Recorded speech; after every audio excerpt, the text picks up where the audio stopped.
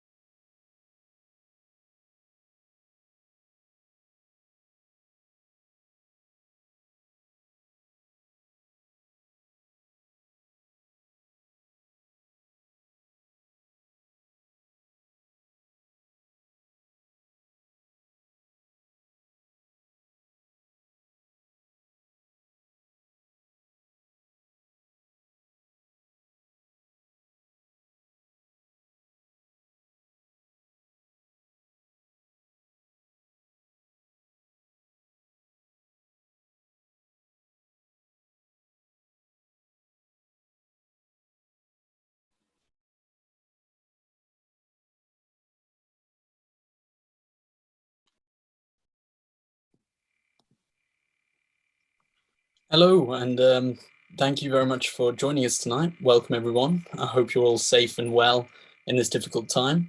My name is Shobhan Deer. I'm the Vice President of Oxford Climate Society, and I'm a PhD student at Oxford working to develop sustainable batteries to support renewables. For those who don't know, Oxford Climate Society is a part of Oxford University aiming to develop the next generation of informed climate leaders. In addition to our speakers events, we run educational programs throughout the year, including our award-winning School of Climate Change, which is currently teaching over 500 people from all over the world in this term's school. In addition to this, we also run the world's largest student-run climate journal, Anthroposphere, and we're currently working with the university to incorporate the climate on the curriculum and to develop net zero policies. So the theme of today's event is what is the impact of the US presidential election on climate policy? The 2020 US presidential election is widely considered one of the most pivotal moments in history for tackling climate change. The two candidates, Donald Trump and Joe Biden, have an entirely contrasting approach when it comes to the climate. Over the past 4 years, Trump has pulled the US out of the Paris Agreement and has rolled back over 160 significant environmental regulations, from car fuel efficiency standards through to methane leakage regulation in the oil and gas industry. Trump is currently in the final stages of enabling companies, oil and gas companies, to drill in the Arctic Wildlife Refuge in Alaska, and he currently supports the unobstructed growth of the fossil fuel industry. Biden, on the other hand, has climate at the forefront of his agenda, with pledges to rejoin the Paris Agreement, commit the US to net zero emissions by 2050, investing $2 trillion to do so, and he's committed to ending fossil fuel subsidies. Biden also pledges to take a leading role in rallying the rest of the world to increase their climate targets and commitments. So given the stark contrast between these two candidates and the fact that we are currently not on track to achieve 1.5 or even 2 degrees of warming beyond, or stay below that, beyond which the consequences of climate change become much more severe, what would a Biden victory mean for tackling climate change, both domestically and globally? Does the Biden climate strategy actually go far enough? And what hope is there for mitigating climate change if Trump is re-elected? So to provide insight into these questions, I'm delighted to be joined by 3 climate policy experts, Maggie Thomas, Julian Brave Noisecat, and Kate Guy. Maggie Thomas is a political director at Evergreen Action. During the 2020 Democratic presidential primary, Maggie served as climate policy advisor to Senator Elizabeth Warren and deputy climate director to Governor Jay Inslee, whose campaign plans were both seen as the gold standard of climate policy for the 2020 primary. Julian Brave Noisecat is Vice President of Policy and Strategy and was the previous Director of Green New Deal Strategy for Data for Progress, a leading data science think tank working for progressive causes. Julian has advised senators, members of Congress, and presidential candidates on racial justice, climate policy, and economic inequality. And he's a proud member of the indigenous Kanim Lake Band and is a descendant of the Lil'wat Nation of Mount Curie. Finally, Kate Guy is a PhD student in international relations at Oxford, where she researches the intersection of climate change, national security, and global governance. Before coming to Oxford, Kate worked in US politics and international environmental policy with Hillary Clinton's presidential campaign, the US Department of State, the White House, and various think tanks and nonprofits. Kate also used to work as a manager on our School of Climate Change. So we're going to start this event with each of the speakers giving a short speech with their thoughts on the topic, followed by some questions from myself, and then finishing with questions from you, the audience. So if you have any questions for any of our speakers, please write them in the live stream chat that's on the right-hand side. So thank you very much, Maggie, Julian, and Kate for joining us today. So to start us off, Julian, I'll hand over to you. Thank you so much, Shoban, and thank you to the Oxford Climate Society for having me alongside Kate and Maggie, two wonderful colleagues. I was actually a graduate student at Somerville College in 2015 and 2016, where I decided not to be a historian. So hopefully my remarks here will convince you all that that was a decent decision, but who knows? Let's give this thing a whirl. I'm just going to lead off with a few sort of framing points about, I think this will be obvious to everybody on this discussion and this panel, but why climate and this election are so important. A couple of points about climate change and elections based upon some of the research and data that I have helped put together and field through surveys, and then a couple outstanding questions about what this means for the art of politics rather than the science of it in a potential new administration and Congress. So here we go. So as folks will know, I'm sure on this call, the atmospheric chemistry of our planet is reaching potentially irreversible tipping points. I just looked it up on the internet, but the atmospheric concentration of carbon dioxide is somewhere around 410 or 411 parts per million today. And the last time that atmospheric concentrations of carbon dioxide were at those levels was millions of years ago. And there were forests on Antarctica at that time. The Greenland ice sheet did not exist, and sea levels were hundreds of feet above where they are at present. And a species that we would identify as Homo sapiens did not yet walk the earth.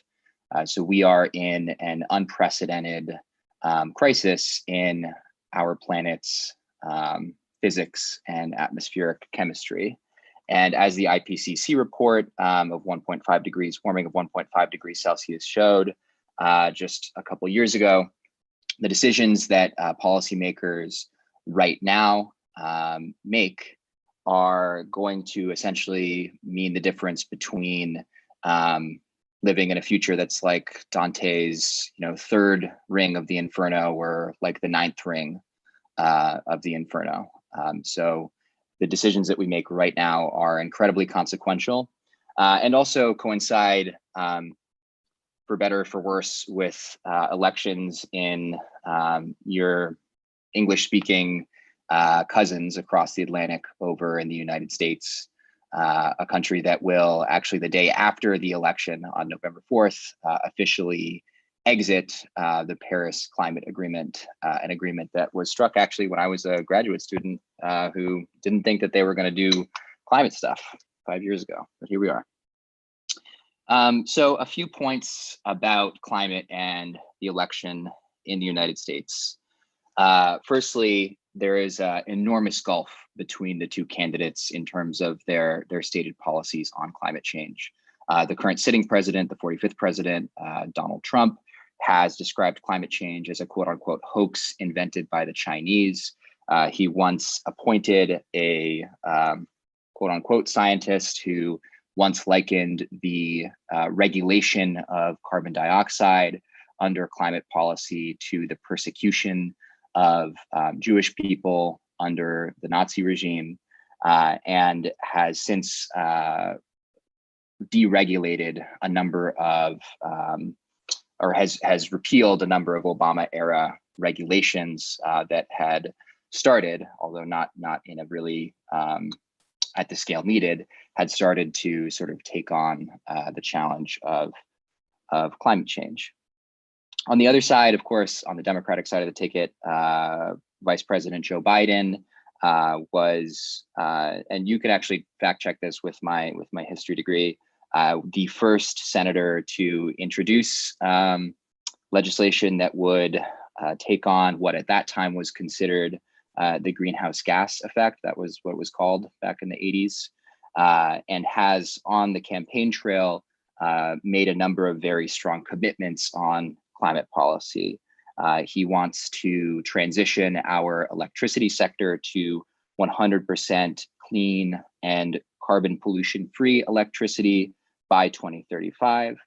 He wants to invest $2 trillion into infrastructure to transition our economy to clean energy.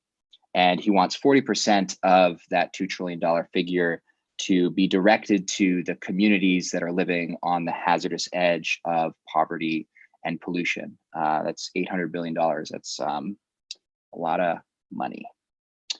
So there is a very significant gulf between the two candidates and the two parties on these issues.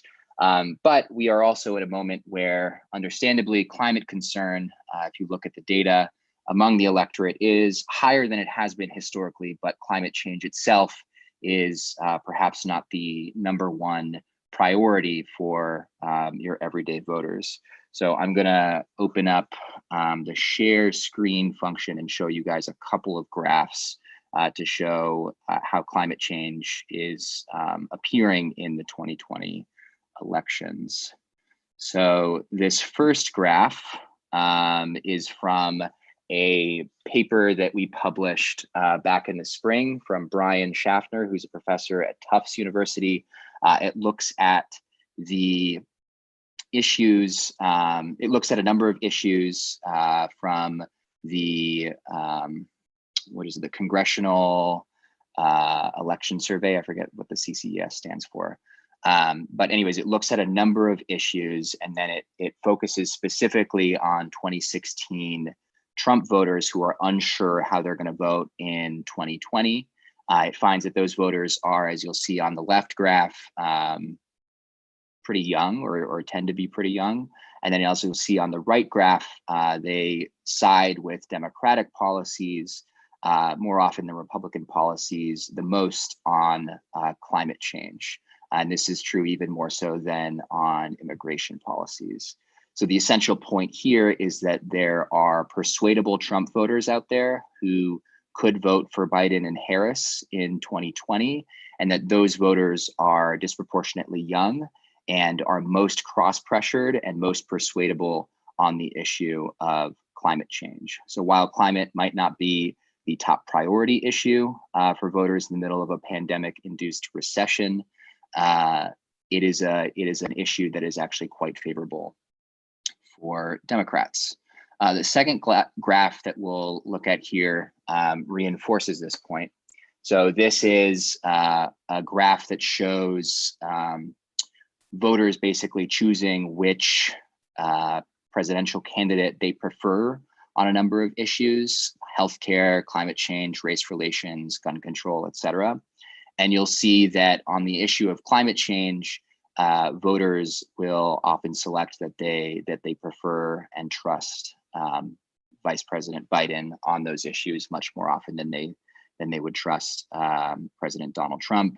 Similarly, if you look at voters leaning towards voting for Trump, climate change actually sort of reaches the top of the list of potential issues where they would prefer Vice President Biden. Similarly for independents, et cetera. So the essential takeaway here is that climate change might not be the top priority issue for voters at this moment, but it is a uniquely powerful issue, a uniquely favorable issue for Democrats and for Vice President Biden in this election. It can both mobilize their base of supporters and also can increasingly be a persuasion issue where they can pick up swing voters, young voters, also in some other research that we've done, Latinx or Latino voters. So to summarize, climate maybe not everyone's top issue right now, but an issue that can be a winning one for Democrats.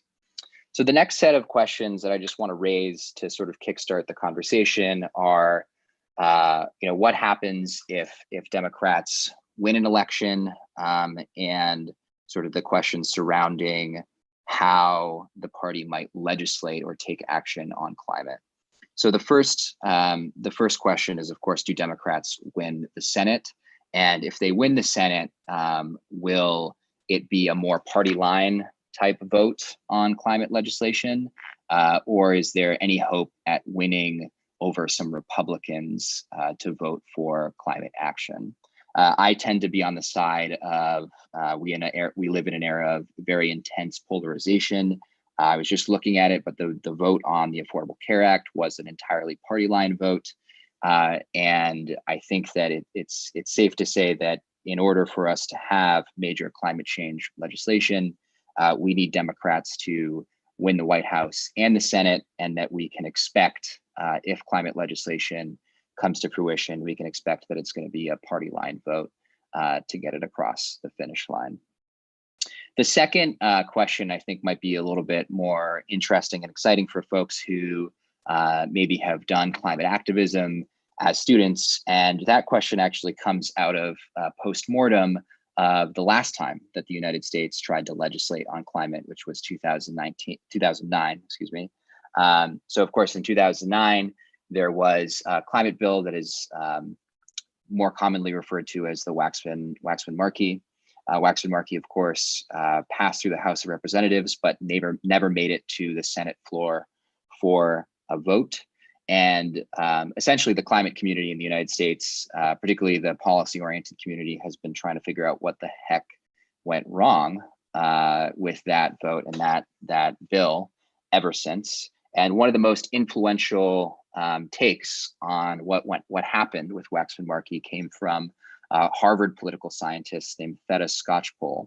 And one of the key points that she made in her Waxman-Markey postmortem was that one of the main things that climate change was missing as an issue in 2009 was it did not have a significantly engaged grassroots civil society, social movement type element to it. And of course, in 2020, we have now had the school strikes for climate. In the United States, we have the Sunrise Movement. There's also, of course, in the UK, the Extinction Rebellion. There is, it's safe to say, I would say, more grassroots engagement on climate change than there has ever been before. And so that really will call to the fore whether or not Professor Skocpol at Harvard was correct on whether the existence of a social movement will change the political fundamentals in a way that tips the scales in favor of climate action. And I guess folks of my political persuasion like to quote Marx in these instances. The line is, of course, first as tragedy, then as farce. And I would say that this moment in history, we are looking at first as tragedy, then as blank. And I guess we're going to Mad Lib what the blank looks like in the coming months. So thank you so much. Thank you very much, Julian. Maggie, over to you. Thanks, Julian. You're a real historian in my book. So great 101 on the history of climate and politics. And thanks so much for inviting me to be here, for all the folks at the Oxford Climate Society, and Kate, wonderful to be here too. I would say that it is sort of a new thing to have young people coming together and being the leaders in this space, particularly in a policy and political space. And I think really speaks to sort of where we are in climate and politics. So just really excited and honored to be here alongside you all. I was hoping to spend a few minutes kind of talking about two questions. The first is sort of climate and politics, and from my vantage point of having worked in the Democratic primary for a couple different campaigns, kind of what did I learn, what did I hear, and why did we do the things that we did? And then second is to talk a little bit about how the policy really matters here. You know, we're in a stage and in a place where you know, sort of simple half measures of U.S. climate policy is not going to cut it, because we're talking about certainly our collective futures here, but the fate of our planet as well. And I think Julian really painted that picture very well, kind of at the end of his remarks about what is it going to take and what is it going to look like to get climate legislation passed. So at the organization I work with, we have a framework. At organization is called Evergreen Action. We were founded by former staffers of Governor Jay Inslee's presidential campaign, and we have a framework that we like to work from. And so I thought I would sort of talk through some of that around clean energy standards, federal and large-scale investments in the clean energy economy, and then focusing on environmental justice and kind of what does that look like in practice for what, you know, the United States domestic climate policy to look like. So, you know, as was said, I was living and working in San Francisco, happily working on federal climate policy, and I got a call asking if I would be interested in working on Governor Jay Inslee's campaign as the deputy climate director. And I thought that was crazy for a number of reasons. One, because somebody was crazy enough to run an entire presidential campaign with the thesis that climate was the most important issue facing our nation, which, don't get me wrong, is completely what I agree. But politicians, particularly those who are running for president, don't tend to think so, or hadn't until this moment. And then the second was that they wanted to give me the title deputy climate director, which meant that there was a climate director and a whole team of people who were working on climate. So that in of itself was a pretty novel thing, and I think is a good and sort of silly little proof point to the prioritization that the Jay Inslee campaign really placed on climate and the role that climate could play in driving a national presidential campaign. We ended up putting together about 218 pages of climate policy. Another thing people said was completely crazy. We put forward 6 different climate plans, among a few other plans. I'm sure you all have heard and are aware sort of what ended up being the plan election, so to speak, in that they think there was a real race to the top on policy from all of the 23 candidates that were running for president.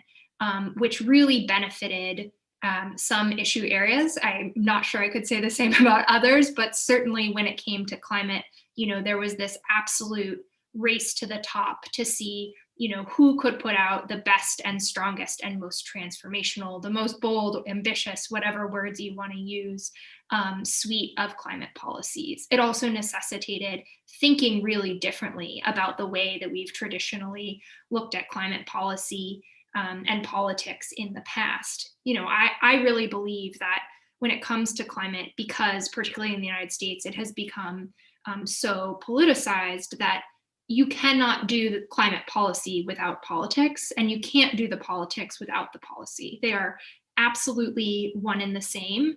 And we need to be working on both of them hand in hand so that we can, you know, equip the next administration to make sure that they are taking the boldest action possible, and make sure Congress and doing our part to advocate and be good citizens, and make sure that Congress is also well equipped to take the boldest action when it comes to climate as well. So from there, I then went, after the Inslee campaign wrapped up, potentially, you know, I think a lot of people said, made comments about whether or not the campaign was indeed a success, but I will say that we were busier the day after the campaign ended than perhaps when we were on the campaign, which again is a little bit crazy and unconventional for a campaign. Normally, when you lose your job, you have a lot of free time on your hands and you're sleeping in. But you know, all of the other campaigns were giving us a call saying, "Hey, would you line edit, you know, our climate plan? We want to get your stamp of approval and make sure we're thinking about climate policy sort of in the vein and through the lens that you had presented it on the campaign trail." So I was really excited to like go out to the bars and like burn off a bunch of energy. But in fact, the day after the campaign ended, we were on the phone with Kamala Harris's team.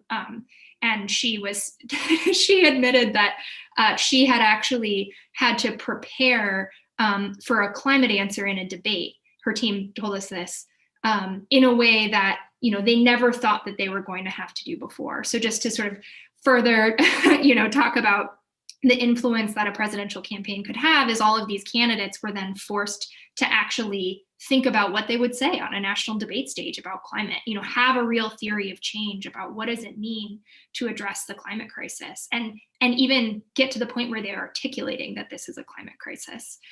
So after the Inslee campaign wrapped up, I went over to the Warren campaign and was picked up there as a full-time policy advisor working exclusively on climate. Again, a pretty new and different thing. Most presidential campaigns have very small policy teams. It's more about the politics than it is the policy, but that was not the case at all with the Warren campaign.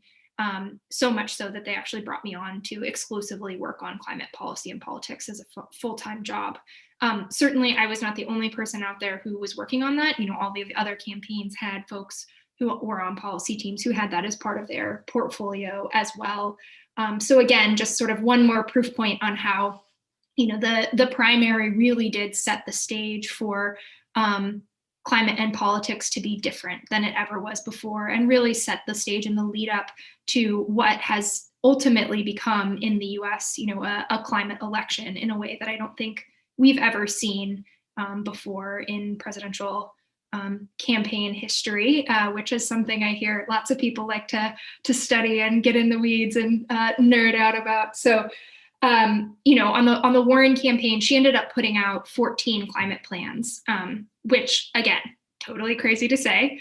But you don't, as a presidential campaign, you don't, double down on multiple plans or multiple policies unless it's working, right? Unless you're getting that positive feedback and you're understanding and you're seeing that it's resonating with the public on the campaign trail, you're hearing a call for more. Traditionally, you put out one plan on one particular topic and you sort of move on and you say, okay, here are my talking points on this thing. But for the Warren campaign, it was such a clear issue that resonated with voters across the country that we were actually empowered to write multiple plans and ended up putting out 14 different climate plans. Again, a body of work that the other candidates had to keep up with. And really, her candidacy and the policy team's ability to churn out lots and lots of plans on relatively short notice, really pushed the other candidates to make sure that there was this race to the top on particular policy issues. And again, I think, with climate, the case is no different. So that's sort of setting the stage for, what and how this has become a climate election. I think we've continued to see that race to the top on climate policy from the Biden campaign. Again, they came out with a second and more expansive and bold and ambitious climate plan. Normally in a general election, you see candidates perhaps slide to the middle a little bit. They're representing a broader swath of the country, and so they feel like they need to perhaps soften some of their positions. But instead, what happened with the Biden campaign was they decided that they were actually going to run on climate as an issue. They wanted to win on climate as an issue, and they were going to put forward a plan that ultimately has become, sort of the most bold and most ambitious plan that a general candidate has ever run on. This is a plan that, as Julian mentioned, has a $2 trillion commitment for the federal government to invest in a clean energy economy. This is a plan that calls for, a fully clean power sector in the United States by 2035. That's 15 years from now. I mean, that is no small feat, and really will require a complete, full government mobilization and prioritization of this issue in order to see the sort of change that we want and need to see when it comes to defeating the climate crisis. So when it comes to policy specifically, one of the things that came out of Governor Inslee's campaign that we now use as the framework for Evergreen Action, which is the organization where I work, is this idea that federal climate policy should be rooted in three ways. The first is with clean energy standards. So this idea that the federal government needs to be setting the rules of the road for each particular sector and set a timeline for decarbonization. Now, that can be technology neutral. The goal is not to sort of put together, the laundry list of do's and don'ts, but is instead to say, here are the rules of the road. Here's the edge of the sandbox. Utilities, you go out there and figure out how you're going to achieve it. We're not going to specify what kind of technology that you use. We're just telling you that you can't emit by a certain date. And I think a lot of folks have said, is that possible? Is the question that we get all of the time. And I'll just draw your attention to particularly one study that came out of UC Berkeley within the last few months that actually said, with no technology change, so operating exactly as we are now, the United States to get 90% of the way there by 2035. And they could do that without raising electricity bills, which is the really important part, because I think we often hear like, oh, clean energy is going to be so much more expensive.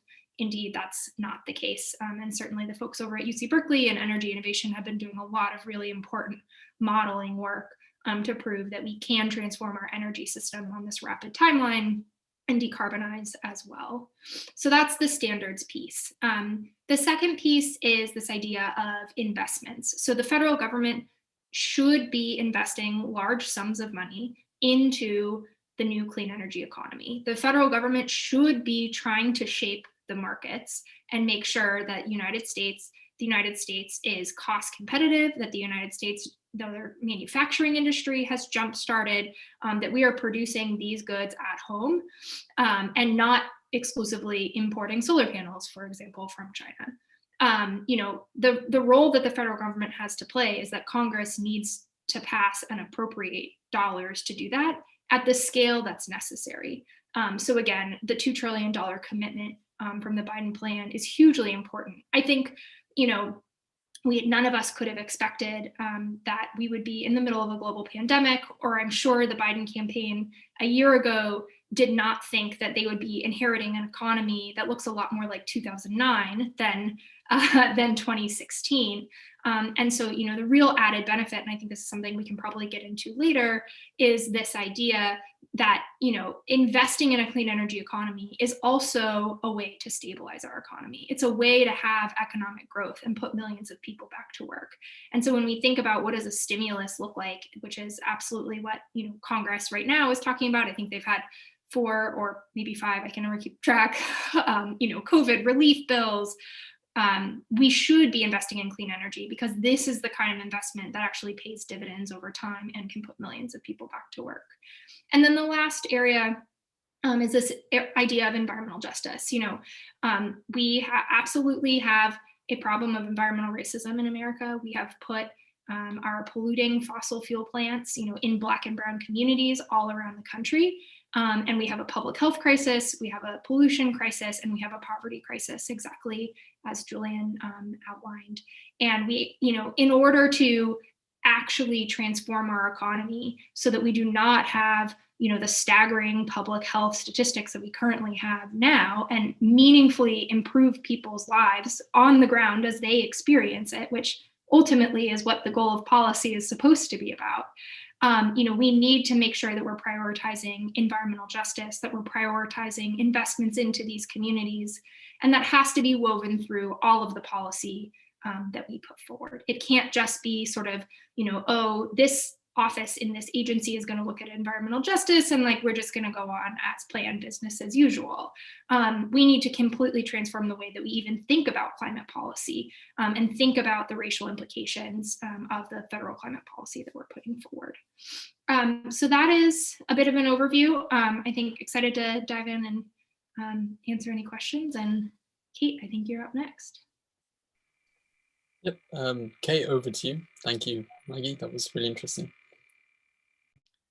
Awesome, thanks. Thanks. So many good things already thrown out there by Maggie and Julian. It's awesome to be on a panel with two people who, you know, they talk about sort of their role that they've played, but it's certainly underappreciated that it's people like the two that you see here that have actually gotten politics on climate in the US where it is. So really, really honored to be with both of you. And quick caveat at the outset, as Chauvin said at the beginning, I'm working for a number of organizations, but here today talking only on behalf of myself, fellow student of yours at Oxford. The organizations I work for are not political organizations, so anything that you hear political coming out of my mouth is just what I think and what I believe. So quick caveat there.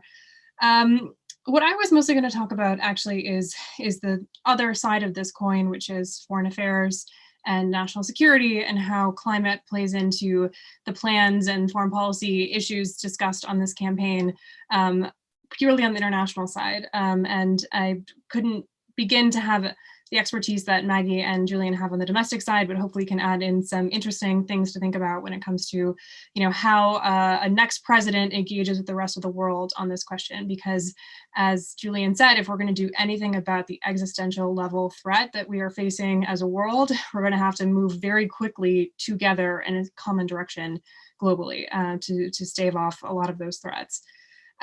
So the stakes are high, but I also think you've seen, you know, the foreign element of this actually be a central element of this conversation as well. And Chauvin mentioned that I worked on the Clinton campaign back in 15 and 16. And, you know, I think climate in general was not a main issue there. There were many other things under discussion. But since then, what you've had is, you know, the entire left really unite when it came to talking about what climate meant. And you had the Paris pullout happen in the middle of the Trump administration. And that really just provided a really clear contrast between where the two candidates were and where they would like to take the country.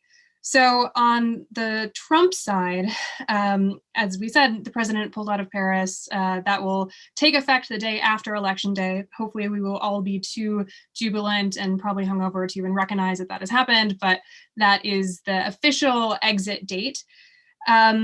He's also spent the last 4 years globally really telling his diplomats to go hard on fossil fuels. So this is not just, you know, climate denialism. This is actually promoting what we need to really get off of from the Trump campaign, or sorry, from the Trump presidency. So this is, you know, sending his diplomats to the climate meetings that have followed the Paris meeting and telling them to promote fossil fuels as a sort of clean energy source, which it of course is not. He's gone to the G7 and G20 have effectively become the G6 and the G19 internationally because the Trump administration refuses to sign on to any communique diplomatically that even has the word climate in it or talks about our sort of common project there. So he's really alienated ourselves from the other major economies in the world and major allies in the world.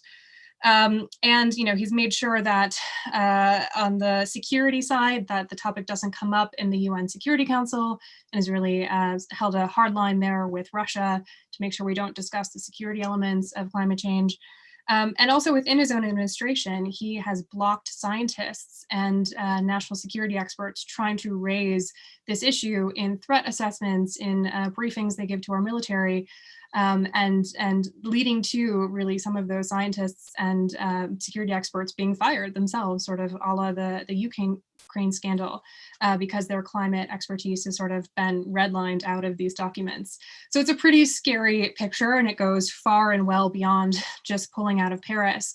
But I think the common thread there is on climate. Trump has really turned his back on US alliances, especially those allies like the European Union that want to go far and do big things attacking this crisis.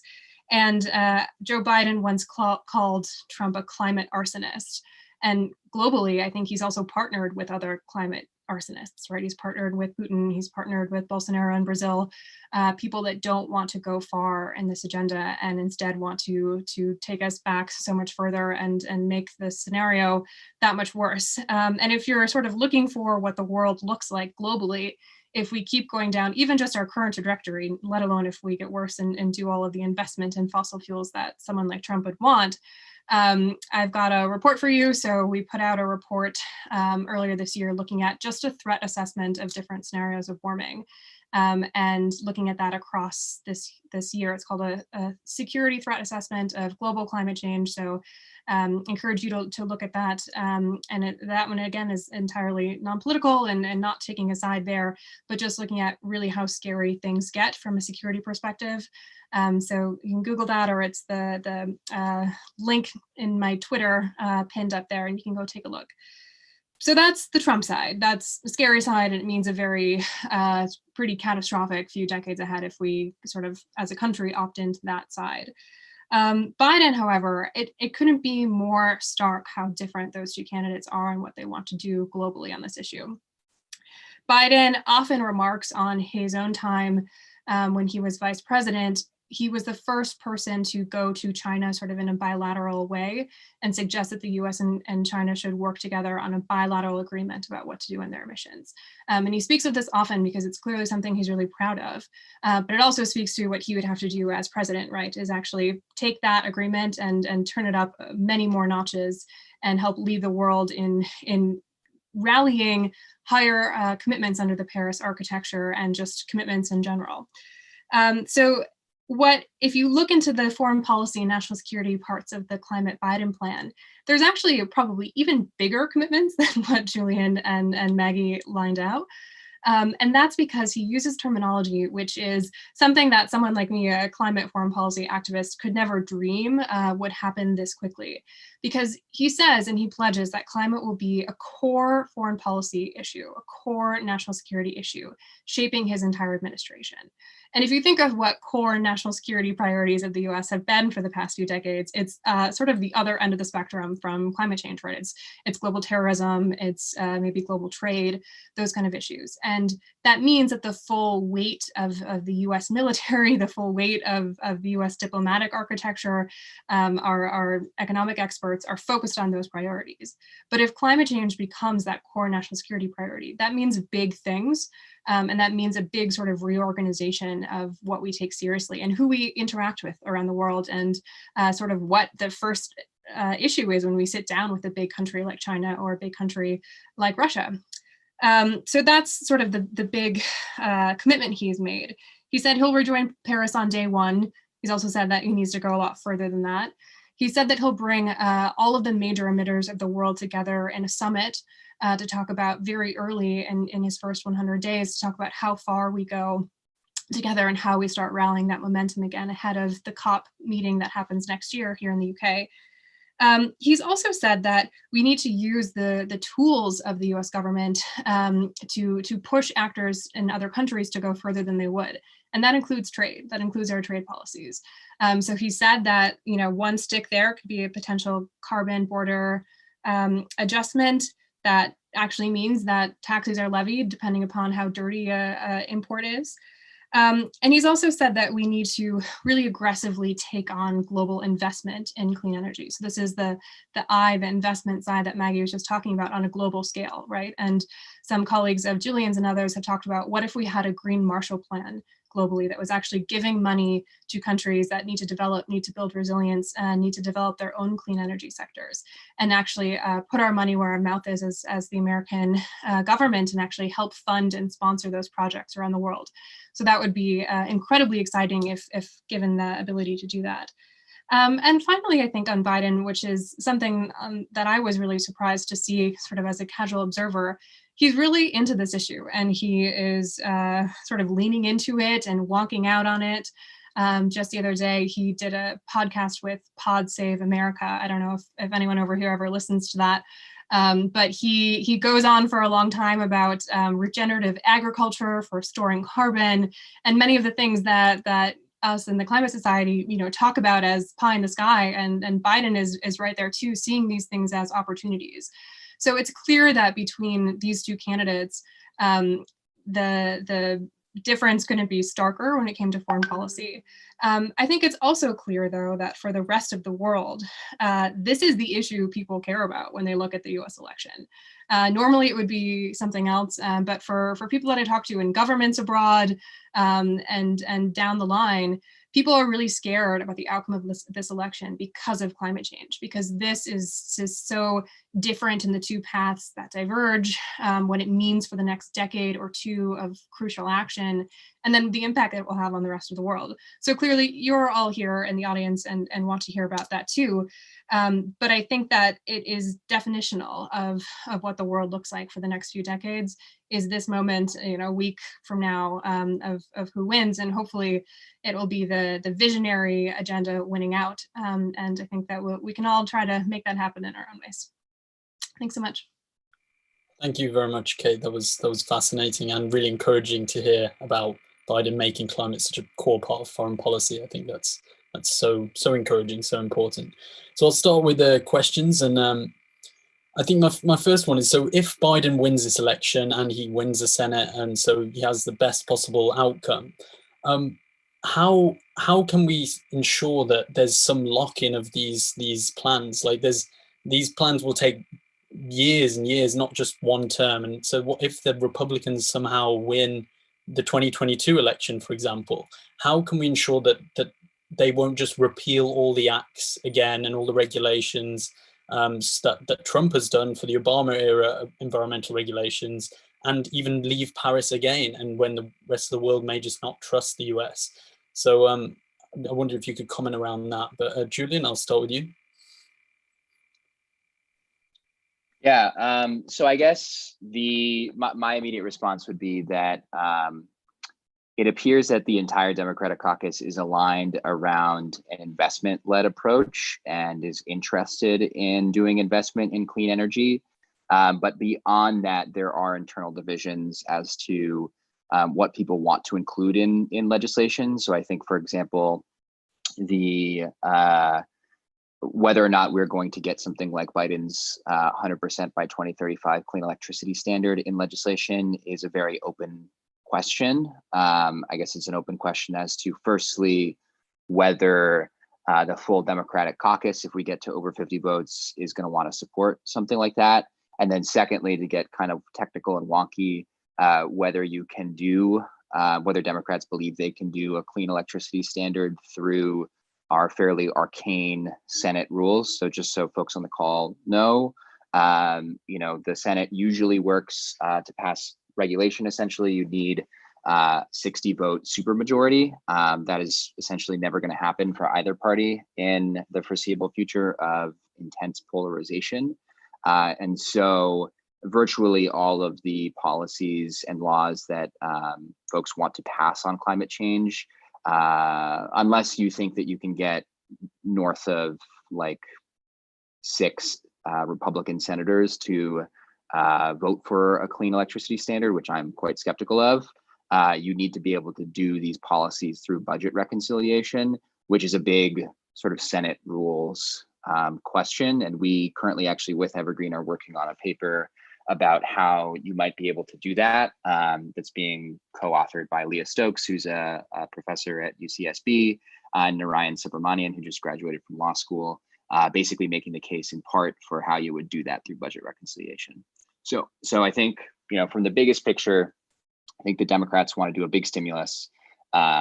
Questions around the investment part of that are like, how effectively can we attach strings to that spending to make sure that it doesn't go do things like bailing out the fossil fuel industry or propping up dirty energy. That's a real challenge. For example, some of the funding in the last stimulus is being used in North Dakota right now it was supposed to be used for plugging old oil wells, and now North Dakota is trying to use it to expand fracking.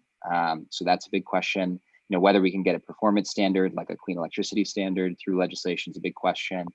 And then, how do we operationalize the commitment to justice for workers and the communities on the front lines of poverty and pollution and warming? I think those are really, really big questions. So I guess what I'm saying is that even if Democrats win the White House and win the Senate, there are still internal debates within the Democratic coalition that are really going to determine how the party and the Biden administration and a Schumer-led Senate and a Pelosi-led House, approach these thorny policy questions. Okay, Thank you very much. That was really interesting. Maggie, do you have anything to add to that? Yeah, Julian, you got real wonky real fast. When we start talking about Senate rules, that's how you know we're really getting crazy. So I completely agree with everything Julian said, mostly because we talk about this a lot together almost every day. So I don't want to sort of relitigate what he just said, because I completely agree. I do think that there's sort of an interesting metaphor that's worth bringing up here, which is the Affordable Care Act. You know, as Julian said, the ACA passed completely on party lines. However, there was a few things in the Affordable Care Act that Americans seem to really like and don't want to necessarily give up, which has indeed made it a lot more challenging to roll back, despite, you know, the many attempts by the Trump administration to do so. So, for example, being able to stay on your parents' insurance until you're 26. You better believe that there's a whole bunch of parents out there who would not be very excited to see their children drop their health insurance. Secondly, you know, I think these are the sorts of things that we want to make sure that make a policy sticky and durable, is you embed a few of these things. The second one is, you know, pre-existing conditions. You'll notice that Trump is out there on the debate stage saying we're going to repeal the Affordable Care Act, but I assure you, for anyone with a pre-existing condition, you'll still get health care. Well, that's exactly because despite a policy being passed, you know, exactly on party lines, every American, no matter your political party, definitely doesn't want to lose your insurance anymore, because if you have a pre-existing condition. And I think that there's a couple different policies that we can weave in and embed that will sort of function very similarly. So, you know, if and when we are in a scenario where federal climate policy gets passed, again, completely on party lines, you know, folks across the country are going to recognize that these are transformational investments that do indeed better their lives, you know, that jobs are created by investing in a clean energy economy. And now that manufacturing plant, you know, in Detroit that now makes electric car batteries or some other part for an electric car, they don't want to see that go away anymore.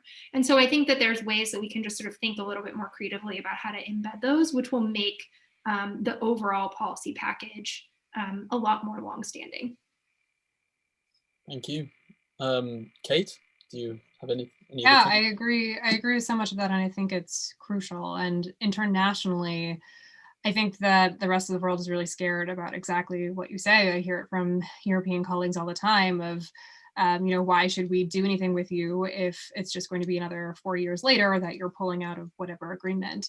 But I think that what Maggie was talking about domestically is important to do internationally as well, right? I mean, if we had really built up a constituency around climate leadership in the Obama administration before the last like 1 year or 2 years, there might have been a stronger sort of hit towards Trump for pulling out of Paris. And I think that, you know, there would be now, because so many people have really woken up to the issue, in part because Trump pulled out. But also, I think 4 years is a very long time on the global stage. We know how long 4 years has been just from the past 4, and maybe this next week will be the longest of them all. But I think that 4 years is a long time to make a lot of movement in markets, in you know, just common where politics are on this issue, domestic or internationally, and to build up institutions that can exist even long beyond Biden. And I think that it's also important to think about if we really did do what Biden had proposed, which is make climate a central foreign policy and national security issue, that also means sort of trickling down through government a lot of things that are also really hard to undo. And this is where really climate and science experts have made the Trump administration's plans a lot more difficult, right? Because if you're actually hiring people that are looking at how these things apply to our troops, or bringing climate science experts into spaces on, you know, the China desk or on the India desk where they wouldn't otherwise be, you just naturally have people that are paying attention to and thinking these issues are important. And that is what will really make a deep shift in what our foreign policy looks like beyond just who is at the top and as the president. So I think that those things will be really important, and that sort of personnel, much like Maggie said, the personnel of a climate advisor or a deputy climate advisor on a campaign is really important.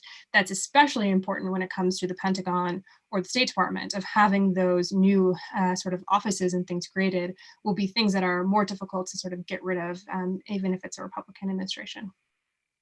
Thank you. That's great. So my next question is, like, there's these grand climate ambitions in Biden's plan. They're really, really big and, like, I don't know, really ambitious. But implementing them in reality is another thing. And even in normal times.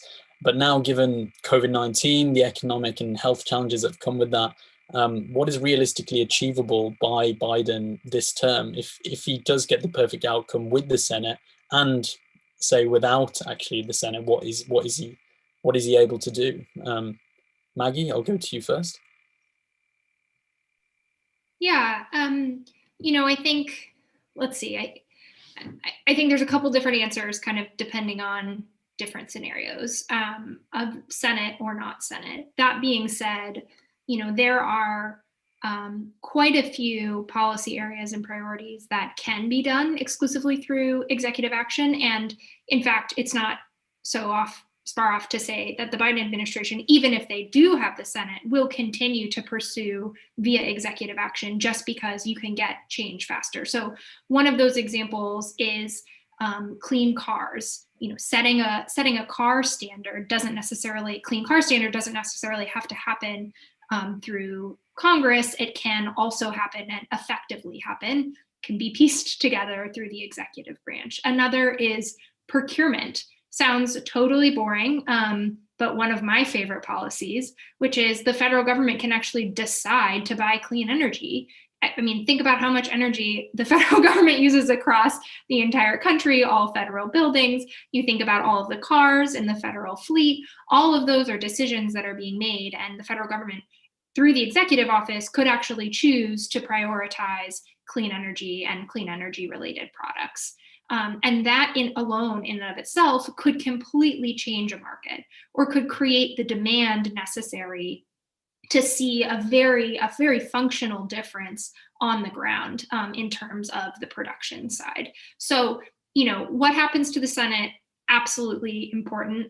I spend most of my time thinking about what happens under a scenario where we have the Senate, because there's so much work to be done, frankly, to even get us to the point where we have legislation that some subset of the caucus agrees upon under that scenario, that I have chosen not to spend a whole lot of time thinking about other slightly more depressing scenarios. But, to Julian's point, I think, and maybe this is a question that will come up later, but there's a lot of conversation about whether a carbon tax is good enough. It seems like more moderate members, particularly Republicans, are all coming to the table saying, yes, a carbon tax, but it's so efficient and perfect and beautiful. Just in case anyone's wondering what my opinion on it is. But, I think that in and of itself is a huge and massive debate that's happening within the Democratic caucus right now. So we have a lot of work to be done on implementing, even aligning the caucus itself. That being said, I would say across the climate movement at large, and I think that this is a pretty different and distinct shift than we've seen in the past, is we are seeing across the climate movement this real alignment around the idea of standards, investments, and justice. And I think never before have we had kind of that aligning really happen across the movement, and the movement has never been stronger and more effective. And so I think that in and of itself is a really good sign as well, that we're going to see action both in the executive office as well as led by Congress, because there really is this mandate to act. Sure, thank you. Julian? Yeah, I mean, so I just jotted down some notes on all of the things that you have to optimize for to get the job done, and to do it in a way that is politically durable with the institutions and electorate that we have. And it's kind of a big task, and there's a real reason why we need like an army of experts and advocates and people working on this. So firstly, like top line, of course, you need 50 senators because the vice president is the tie-breaking vote for the Senate if you have 50 votes, 218 House of Representative members, and a president to sign and pass a law. You need a coalition of Democratic constituencies that ranges all the way from the people who protest pipelines to the labor unions that build them to be able to get behind something, which there's a certain zero-sumness to some of those questions and issues. You need it to be popular. Of course, there are parts of the Affordable Care Act that are quite popular and sticky and durable. There are other parts that are less so, which has been a real problem moving forward and keeping that law. You need to maximize job creation. You need to make sure that those jobs are jobs that can, for shovel-ready programs that can, get started within 1 to 2 years, not like in 5 years. And you also, of course, want those jobs to be in clean industries, of course. You need to be maximizing emissions reductions as quickly as possible, which brings up a really thorny question around what about household costs around emissions reductions. That's something that will be seriously in play around discussions about a carbon price or a carbon tax, but realistically are also things that I think advocates of a clean electricity standard like me need to really grapple with. You, of course, need to be maximizing for justice, the social and economic goods and benefits, the reduction of co-pollutants in addition to greenhouse gases alongside climate policy. And then, of course, the debate that we've been having the last month since the passing of Justice Ginsburg is you need to be preparing your policies for a 6-3 majority Supreme Court that is probably poised to strike down Mass v. EPA, and the conservative members of the judiciary, in the extreme cases, question the extent to which an administration and executive actions, et cetera, can even regulate things like greenhouse gases, et cetera.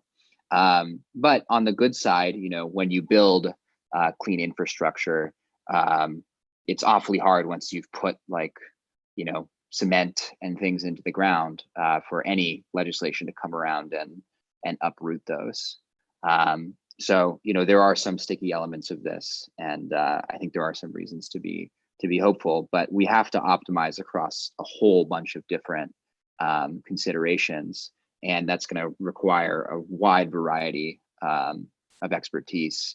And realistically, I think that you have to think about climate policy as something that you get part of it done now, but you're setting it up for hopefully we retain the House. We, being Democrats, retain the House in 2022.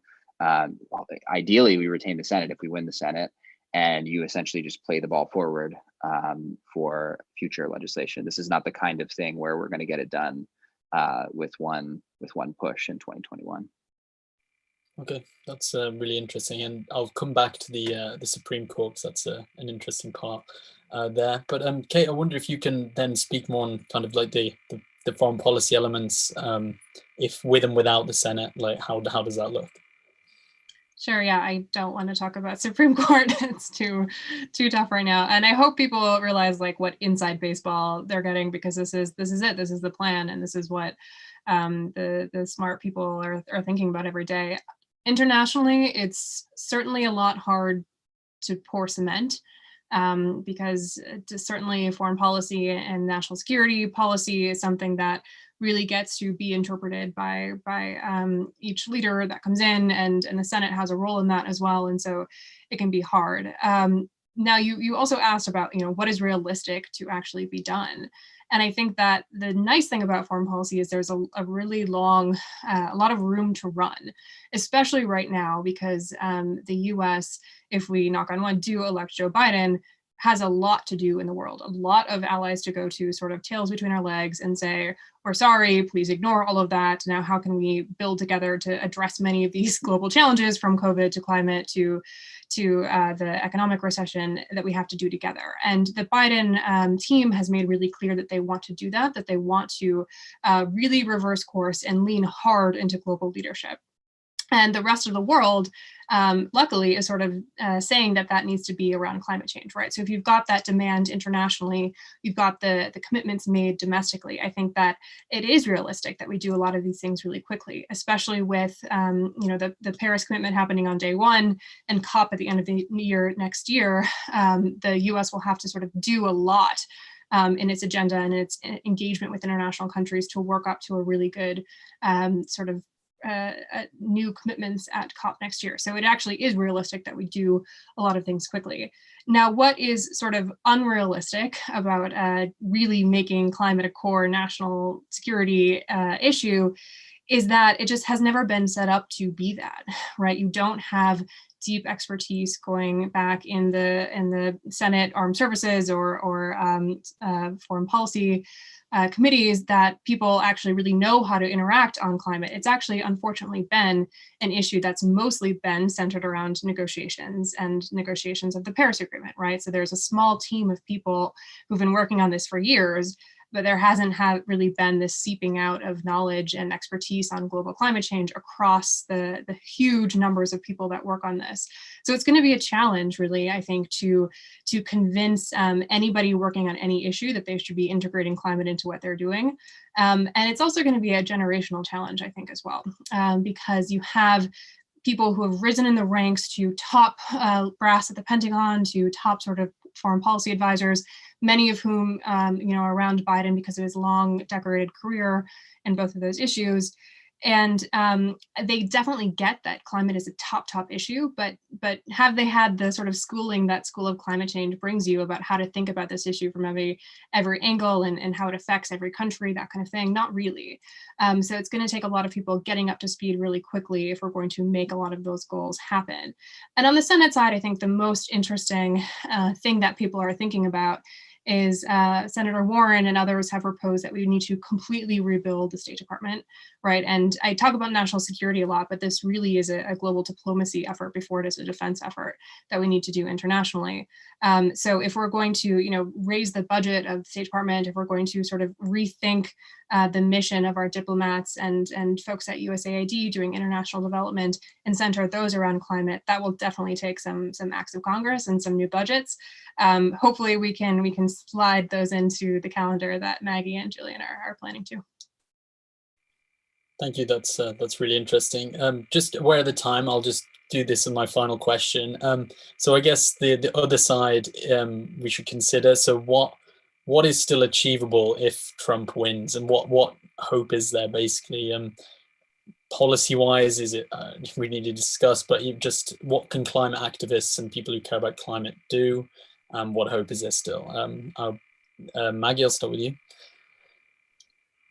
Well, first I would say do everything you can in the next 8 days to make sure that you're working on this election, no matter where you are. Second, I think I'll probably take a really long vacation if Trump wins. And thirdly, and the real answer to this question, I think, is, I think we know what it's like to live in a world with the Trump administration, right? We've been experiencing it for the last 4 years. What we've seen is some real progress in the states and from subnational actors in the United States. And I think we would continue to see that and double down with that across the country. So, we already have a majority of Americans living in states that have a clean energy standard of some sort administered by their state. We've seen, and we have the data now to show that you can have sustained carbon reduction emissions, coming from state government action. And that can be done while growing an economy at the exact same time. And so I think, is my preference that the federal government is the leader here? Absolutely. Do we need a full government mobilization at the federal level to have the emissions reductions that we need so that, we can stay on that 1.5 degree, 2 degree path? Absolutely. But I guess I would say as ever the optimist. I think you sort of have to be if you work in politics, that, not all hope is lost. Certainly we would continue to lose some fairly significant ground. And we can and should be doing everything we can to make sure that Biden is elected come next week. But, I think progress in the states should not be underestimated. And I think we've seen a lot of really innovative and bold policies to date from more progressive states. And I think we continue to see that. Okay, that's great to know that there's some hope. Kate, do you have any thoughts? Yeah, I mean, look, if Trump wins a second term, it's going to be up to the rest of the world to ignore whatever is coming out of the Trump administration in terms of promotion of fossil fuels or that kind of thing, and to take a different path. And speaking to some of the questions I already saw in the chat too, I mean, that means a really aggressive UK, a really aggressive EU, an aggressive China, an aggressive India. And luckily, I think they've already started down that path. The EU's Green Deal, which was sort of maybe stealing the thunder of the Green New Deal from the US, but has gone far and above what the US plan was, such that it's central to the stimulus plan of the European Union to come back from COVID, is now all green, right? The UK, luckily, I think is under a lot of pressure here to do maybe further than a Tory government would do, because they're hosting COP next year. And they have committed big things, and the pressure is on them to commit more. And then you have China, who has really sort of seen this moment of the US reneging on its commitments globally. And potentially, if they were to continue, I think China sees that as a moment to to come into a role of international leadership. And certainly the rest of the world has sort of thought that China might do that, right? So whether they do and really start pivoting themselves off of fossil fuels and fulfilling their commitments and peaking much earlier than they promised and those kind of things, and whether they can actually rally the rest of the world to do the same. I mean, that's the open question, because what President Obama and Vice President Biden often like to say, it's not just what the US does domestically, it's what it can, and the force of its diplomatic and economic muscle internationally can get the rest of the world to commit to too. It's so important. So I don't think, unfortunately, yet there is another country or bloc that's able to step into that role, which is why the next few years look really bleak under a Trump administration. But it is true that the rest of the world is figuring out what it wants to do on climate change, regardless of the US, because they're sort of planning for the eventuality that we might not sort of come back, building back better as we would like to. That's great. And thanks for speaking to some of the audience questions there. Julian, with you? Yeah, I mean, I agree with what Kate and Maggie just said. I mean, I think most people in the US will pivot to state and local work. Assuming Democrats retain the House of Representatives, then we would still have subpoena power.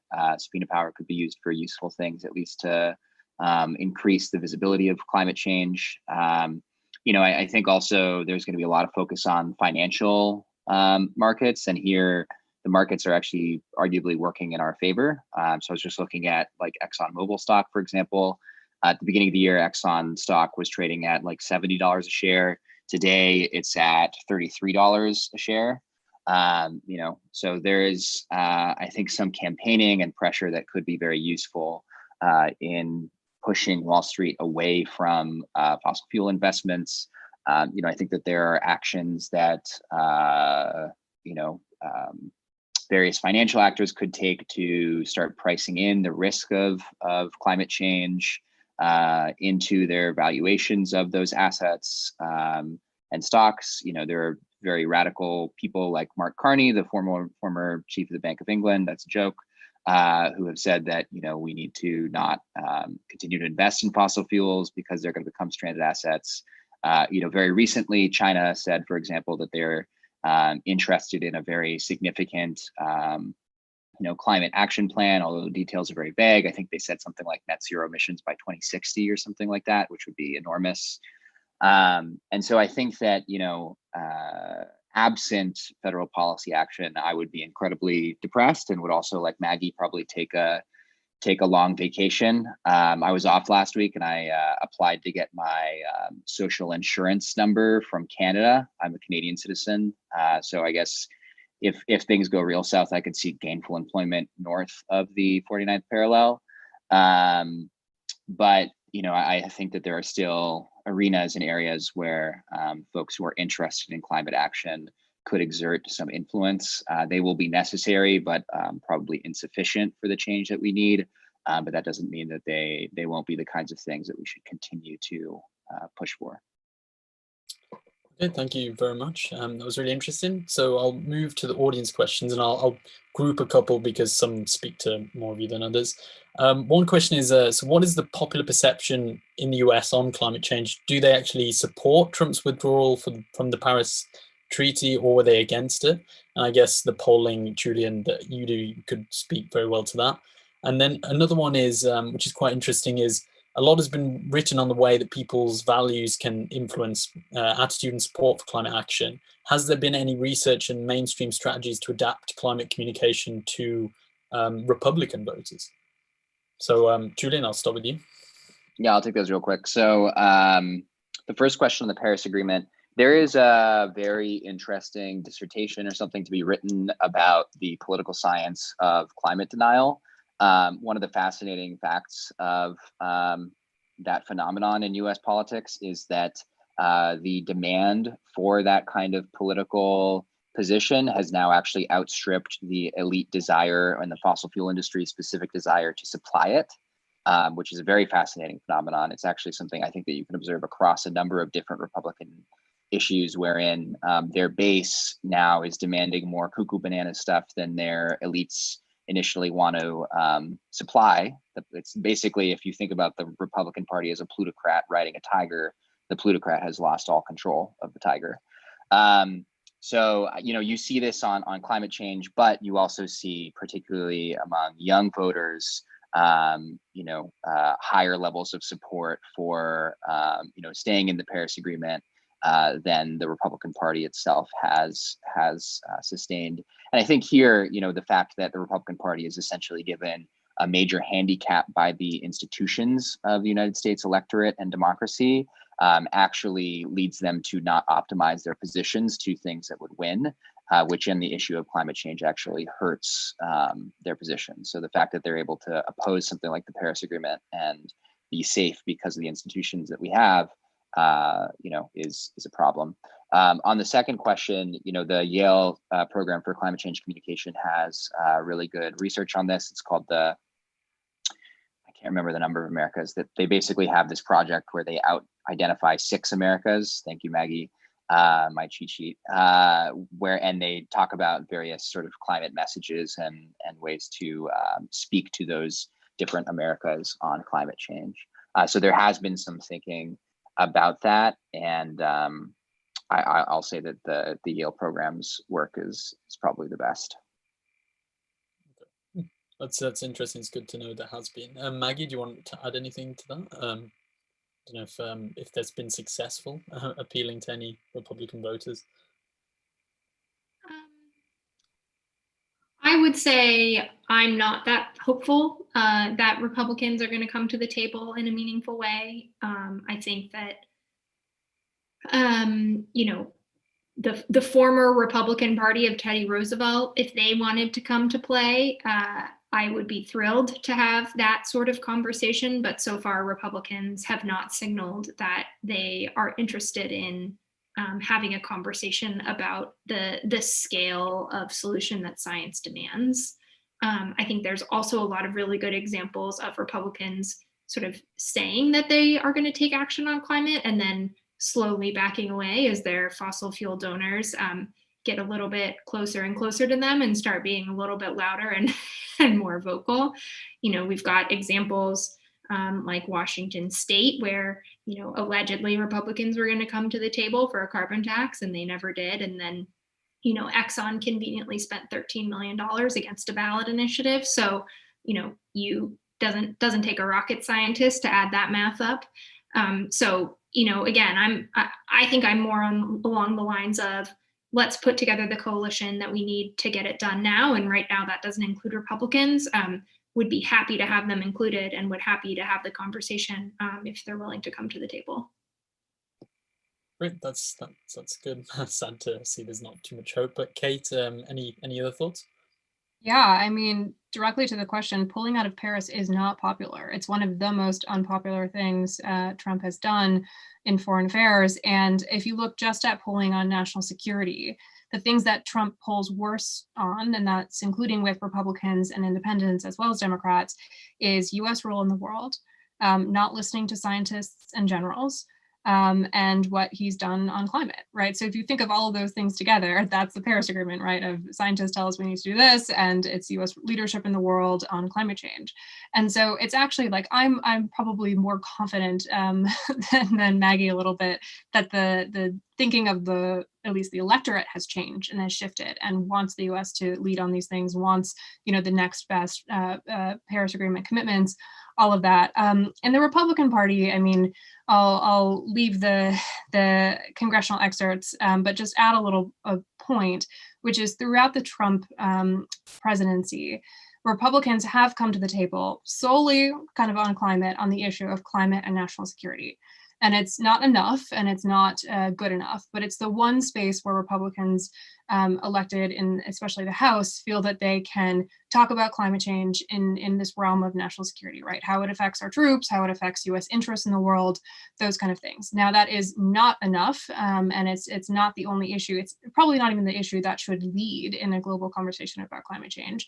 But it is interesting to see that there are Republicans who really want to do things on this issue. And especially when you show them the scenarios of what the national security outcomes look like if we don't do anything about it, they get scared, right? And they get very scared for what that means. And they don't want to go down that path, particularly for people that we're sort of sending abroad to put their lives in danger on behalf of the US citizens. So I think that that's one area, and one of those sort of ideas that the Yale Climate Communication Center and others think about is national security is a really important way to appeal to Republican voters. But again, it needs to go far and beyond that, because it's not just national security, it's global security, it's human security that we're talking about here. That's interesting. I hope your work on security can reach them more if that's the issue that they listen to. That's an interesting way in. So I think this one's interesting. I think you touched on this already, Kate, but do you think that China's promise to decarbonize by 2060 will motivate the USA further, and will we see an inter-imperial climate arms race? And I think adding to that, I know China haven't taken a position in rallying the world, but do you think maybe this could be something where they can solidify their presence as a global superpower? Yeah, so sort of the inside thought here is that China pledged that at the UN earlier this year, and have been sort of vocal about it since then because they're anticipating a Biden presidency. So China thinks that it's very likely that Biden will come back in and do exactly as we've talked about, and everything that he is committed to internationally. And so what China wants to do is be seen to be a climate leader, and to have been a climate leader sort of longer and before the US has been, and sort of win all of the social capital internationally that it gets from that. And potentially sort of pull the rug out of the US and the Biden administration, saying, we led the world, not you, on this. And so the arms race that you're talking about, let's not call it an arms race, let's call it like a race to the top or something, that you would actually have these two countries competitive in other areas, actually cooperating on this massive global thing that's in both of their interests. So I think that is likely. However, it's a very, very good commitment, and it's further than China has ever pledged to go. But as Julian said, it's a pledge for net zero by 2060, and sort of vague years about when it would peak its emissions before that. So it's not enough for the country that is one of the far and away biggest emitter, who is still bringing so much coal-fired power and oil online with each passing day. It's not enough for the science. And for the trajectories we need to get on. So you need a US or somebody else saying, okay, can we pull you to a higher level of commitment? If we pledge to do this, will you pledge 2050? If we pledge to do this, will you pledge peaking, by 2025 or something? It needs that sort of back and forth to actually have a race to the top. It can't just be one-sided. Sure, thank you for that. Julian or Maggie, do you have anything to add to that in China? Maggie? Is that... I would just say, I think it's a great thing that China is ready to come to the table on this issue, and completely agree with what Kate said. And I think I think your comments about sort of having a race to the top takes two players, I think really resonates with me as well here. I mean, I'll just comment that like the unfortunate reality of politics, both domestically and internationally, is that like you can't get all the things that you want, right? And so one of the things that is, I think, going to be particularly challenging with respect to China is like we also want to like put pressure on China for gross human rights violations of, the internment of Uyghurs in Xinjiang, the sort of violation of democratic rights and self-determination in Hong Kong. And how do you sort of balance that imperative, with the desire to cooperate on issues like climate change? Like I don't envy the folks at the State Department and who work in foreign policy who are going to have to like think through those kinds of things. Thank you. Another ones that you've touched on already, Julian, with Mark Carney and that, but someone's asked, what is, given the significant role of capital markets to support necessary changes, what needs to happen in the finance banking sector, I guess, to support Biden's big ambitions? They need to put their money behind the reelection campaigns of all of the Democrats who vote for climate legislation in 2021. And need to help Democrats retain the House in 2022. I mean, I think more broadly speaking, even the New Deal, which obviously, the Green New Deal references the New Deal pretty explicitly, included a significant sort of coalition of capital that was on the side of the New Deal. And to me, the most obvious sort of sectors that you could peel capital interests off and into climate action would be Wall Street and finance, and then big tech. And, I think you're starting to see some of those actors, both philanthropically and then also in terms of their investments, putting money into sort of more decarbonization and climate oriented things. But I think it needs to happen at a bigger scale. And, I'm a socialist, but like, I think that we need, we need to win those players over to the Democratic coalition on climate action. Okay, that's great. Anything to add, Kate or Maggie? Maggie? Yeah, Evergreen is actually going to have a paper coming out exactly about this topic, so stay tuned, everybody, relatively shortly. So been thinking about this a lot recently, and a couple things that I'll add to Julian's point, which is that, one of the things that is going to have to be very different about a Biden administration if they are going to operationalize the prioritization that's needed for climate is that climate is going to have to be integrated into other agencies that are sort of beyond, outside the scope, what we traditionally deal with as climate. So, this can't just be EPA anymore. This can't just be the Department of the Interior. We actually really need to be thinking strategically about how do we use the tools, the existing authorities of the Treasury Department, for example, of our financial regulators. And there's all kinds of ways that we can use that existing authority, particularly that was given and under Dodd-Frank, which was passed in 2010 after the home mortgage foreclosure crises. And, the intention of Dodd-Frank was to make sure we didn't have another massive financial crash, except that what we see coming barreling at us is, climate change, which will absolutely pose a systemic risk and does pose a systemic risk to our financial system. Now, at the same time, our financial system is actively making investments into fossil fuels, which are driving climate change. And so you have this self-fulfilling prophecy and self-fulfilling circle here that there is absolutely a role for financial regulators to come in and put a stop to, and to change the rules of the road to say, okay, we're going to ask you to count your financed emissions. You're going to have to own up to this. And instead, why don't we start putting our money and our capital into building the economy that we do want to see, that invests in clean energy and has far, far less risk. And so the paper that we have coming out from Evergreen will talk about all of these things, but everything as simple as personnel as policy, which is really wonderful, simple thing to say that ends up being way more complicated in practice. But, for example, we should be, and, Biden should be thinking about a Treasury Secretary that understands the risk that climate poses to the financial system, full stop. And, there aren't that many people. I think, Kate, you made a really good point about, who are the people that have sort of been, that grown up, so to speak, with the school of thought around climate and understand just how expansive climate is and climate policy can be.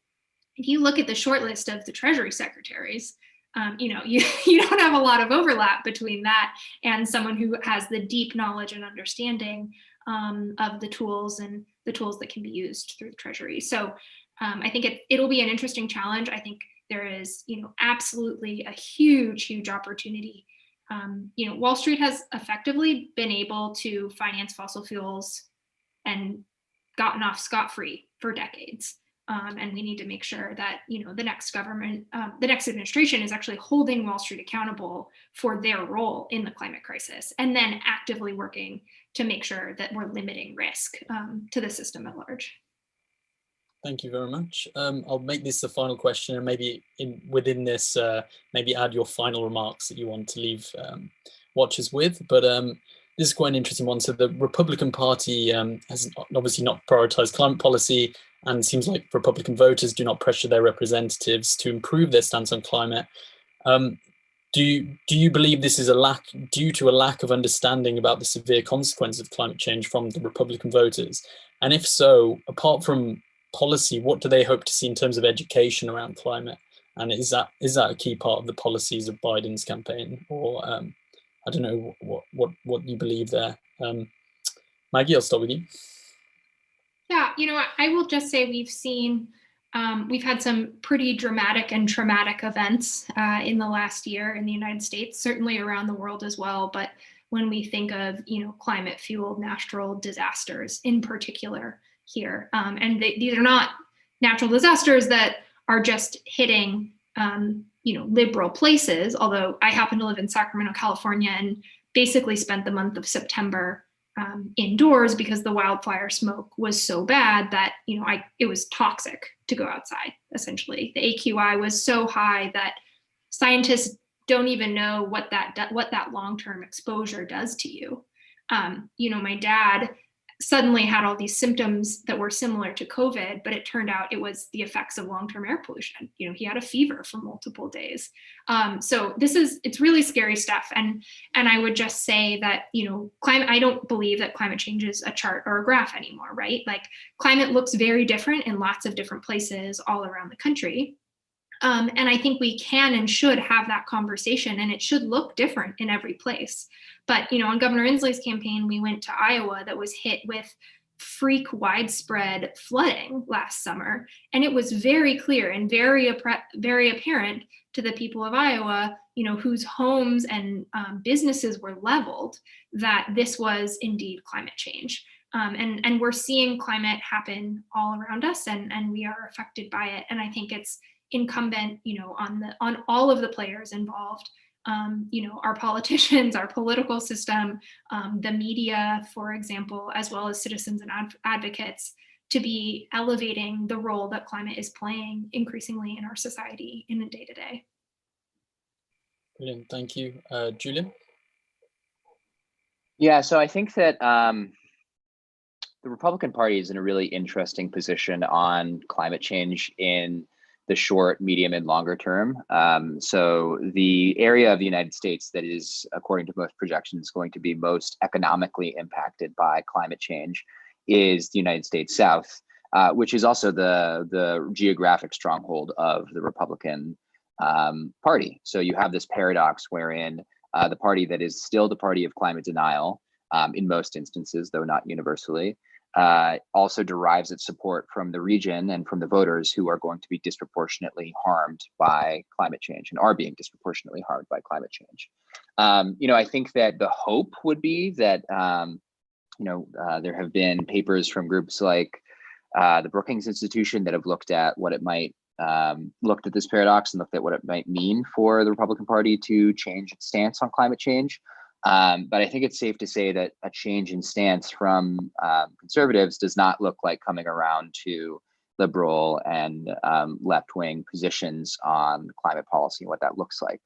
So for example, in Florida, they have a Trumpian sort of governor named Ron DeSantis, who acknowledges that climate change is real, is assessing the risks of sea level rise, addressing pollution of water, and other issues like that, appointed a chief science officer, but is doing nothing to regulate and mitigate greenhouse gas emissions or any of the pollutants that are causing global warming. And of course, on the very far right, the fringe that is increasingly central to the Republican Party, there is an acknowledgement in some instances that climate change is real. And the sort of extreme prescription that they apply is, sort of closing the borders and preventing all of the people who are going to be displaced by climate change, all of the climate migrants from coming into Western majority white countries. So, I think that it's inevitable at some point that the Republican Party is going to pivot on climate change just because of the fundamental geography and reality of climate change. But what that pivot looks like might actually be a lot scarier than one would hope. So I think that this whole thing where we need the Republicans to come around in order to do this thing correctly might be actually quite wrongheaded. I think that's really interesting. I hope they pivot soon. Kate, any final words and any thoughts on that? Yeah, I mean, to the question, I think every issue is an education issue deep down. And if you think climate change is bad, try education policy in the US. It's a disaster and a gridlocked one at that. But I have to believe that what the questioner was sort of saying there is right, that it's like if people knew the extent to which this would disrupt life and livelihood all around the world, that they would not be in the position that they are. And I do think that's true, because I think it's something that, the science and the research has sort of come online so quickly, and it's something that seemed so unimaginable that we would have had this impact on the world, and that we would, be changing the very underpinnings of nature itself. And it's really counter, of course, to the man superior over nature thing that we've been fed, particularly in the US, as why we're so great. But I think that when you sort of show people the scenarios of where we're going, especially if they're people sort of in power in a financial institution or national security or whatever, they do get really scared and they do want to switch course. But I think that what's actually more important, what I've seen have bigger impact on Republicans or moderates or Democrats, whatever, that were sort of slow in prioritizing this issue, are their children. And I've been in so many instances with somebody who is a general or someone who has done so much, and they want to start working on climate change because their grandchildren are saying, why didn't you do anything on this when you were in government or in power? And so honestly, I think that sort of generational, the polling that Julian showed us at the start, of that young people across the board, sort of across parties, take this seriously, is something we need to hone and sort of keep tending to, because if it sort of breaks along generational lines later on, that's when it becomes really difficult for us again, and us being anybody that cares about the climate, whatever party you're in. And so I'll just make a final sort of pitch here for, especially if you're at Oxford right now, especially if you're a student anywhere in the world right now, be thinking about educating yourself on this, whatever issue you are studying, whether it's psychology or English or history like Julian did, and actually be figuring out how it applies to what you do, because you're going to need to help convince people around you in those spaces why they should be caring about this. And it's the most important thing, whether it's your family or your colleagues, to be thinking about how you not only mitigate away from climate change, but adapt to what we can't mitigate away from. Like, all of this is the project for our generation, really. So I'm hopeful that with more education, we do more. That's certainly what Julian and Maggie have proved in the course of this campaign. Thank you very much. Those are some great words to finish on. Julian and Maggie, do you want to say any last words for the viewers? Julian? Yeah, you guys should follow Evergreen Action's work and Evergreen Collaborative's work. They have a website. They also have an email list. Data for Progress is on the internet. We have a Twitter handle that's quite active. It's @DataProgress. We also have a website, dataforprogress.org, and I'm on Twitter. It's @JNoiseCat. Thank you. And Maggie? Oh, I think you're muted. Sorry, I was just thanking Julian for plugging Evergreen. Would also encourage check out Evergreen Action on Twitter, or sign up on our website. We try to send emails that are actually informative, sometimes a little fun, and we like to not take ourselves too seriously, but also pride ourselves on sending emails that aren't just like, click this button and sign a petition, but actually are meaningful education opportunities on climate policy and kind of the state of climate politics at large. You can check us out on Twitter. And then I am also on Twitter and provide some commentary here and there on the state of play on climate and politics at Maggie 315, Maggie Thomas 315, excuse me. I'm sure Maggie 315 is also great, but. Perfect. Kate, do you have anything to plug, or is it?